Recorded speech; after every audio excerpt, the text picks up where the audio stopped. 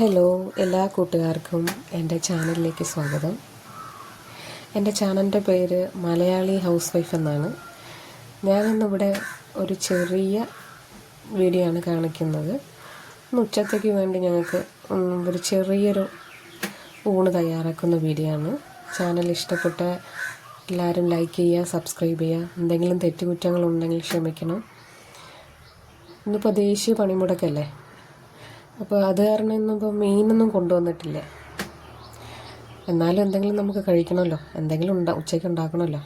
അപ്പം നോക്കിയപ്പം കുറച്ച് പച്ചക്കറി ഉണ്ടായിരുന്നു. ഒരു തീയൽ വയ്ക്കാമെന്ന് കരുതി.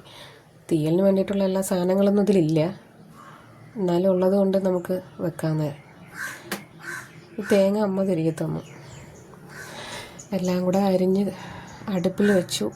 പിന്നെ ഇതിന് വേണ്ടിയിട്ടുള്ള സാധനങ്ങളാണ് ഈ കാണുന്നത്. തേങ്ങ, വറ്റൽമുളക്, മല്ലി, വെളുത്തുള്ളി ഇതൊക്കെ ചേർത്തിട്ട് നല്ലവണ്ണം ഇതൊന്ന് ബ്രൗൺ കളർ ആവുന്ന വരെ വഴറ്റിയെടുക്കണം. ആദ്യം എണ്ണ ഇവിടെ ചേർക്കാറില്ല.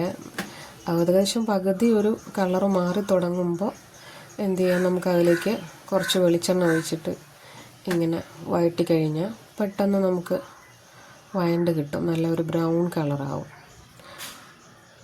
ബ്രൗൺ കളറാകുമ്പോഴാണ് നമുക്ക് മനസ്സിലാവുന്നത് അതിൻ്റെ ഒരു പരുവായി എന്നുള്ളത്. എന്നിട്ട് അതിൽ മഞ്ഞൾ, പിന്നെ പുളി ചേർത്തിട്ടുണ്ട് കേട്ടോ. പുളിയും കൂടെ ചേർത്തിട്ടാണ് അരച്ചത്. പിന്നെ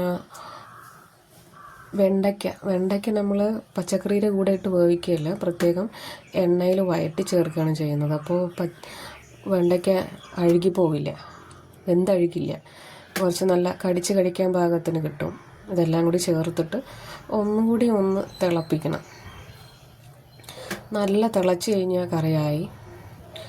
പിന്നെ അതിലേക്ക് നമ്മൾ കടുക് പൊട്ടിച്ച് ചേർക്കണം. കടുക് താളിച്ചൊഴിക്കുമ്പോൾ കുറച്ചുകൂടി ടേസ്റ്റ് കിട്ടും. ഇവിടെ നമ്മൾ മീൻകറിക്കായാലും ലാസ്റ്റ് കടുക് പൊട്ടിച്ചൊഴിക്കാറുണ്ട്. ഇതൊരു പ്രത്യേക ടേസ്റ്റാണ്, അങ്ങനെ കഴിക്കുന്നവർക്കറിയാം. കടുക് പൊട്ടിച്ചു ഒന്ന് വഴറ്റി എടുത്തിട്ടുണ്ട്. പിന്നെ നോക്കിയപ്പോൾ ഇപ്പോൾ കറി ആയിട്ടുണ്ട്. ഇനിയിപ്പോൾ എന്തെങ്കിലും ഉണ്ടാക്കണ്ടേ, രണ്ടാമത് എന്തെങ്കിലും വേണ്ടേ. അപ്പോൾ നോക്കിയപ്പോൾ 2 മുട്ട ഉണ്ടായിരുന്നു. മുട്ട എടുത്ത് ഓംലേറ്റ് അടിച്ചു. 3 പേരുണ്ട് ഞങ്ങളുടെ വീട്ടിൽ. അപ്പോൾ ഓംലേറ്റൊക്കെ 2 മുട്ട കൊണ്ട് ഞങ്ങൾ ഓംലേറ്റ് അടിച്ചു. അത് മതി 3 പേർക്കും കൂടി. ഉള്ളത് കൊണ്ട് പോകണം പോലെ ഞങ്ങൾ 3 പേരും കൂടി ആ മുട്ട കഴിച്ചു. ഉച്ചയായപ്പോൾ ചോറ് വിളമ്പി.